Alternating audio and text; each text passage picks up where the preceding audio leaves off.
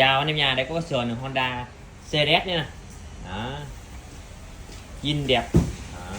Nhưng mà cắt số như nè, cắt số. Thì đằng nào nếu anh em mà vào vô số thì cũng phải cắt này như này thôi anh em. Nha, người ta cắt sẵn rồi. Đó. Này giá em bán cho anh em giá là 1,5 triệu thôi nè. Quá rẻ nha. Bình thường mua cả 2 triệu, 2 triệu mấy không anh em. Cả cốp luôn người ta bán 4 triệu bạc anh em. Đó, sơn zin còn đẹp lắm. Đó, bây giờ đã có 1,5 triệu à. Bèo beo nha, màu đỏ. Cái nào có về lên xe thì hết bài anh em ơi. Màu đỏ Honda CRS nha. CRS thì nó không có bát bên đây, CL mới có. Đây nha. CRS màu đỏ, giá là 1,5 triệu nè, 1,5 triệu. Quá bèo luôn em ơi. Cái nào có nhu cầu mua thì cứ alo em 0936 286 930 nha. Rồi em chào anh em.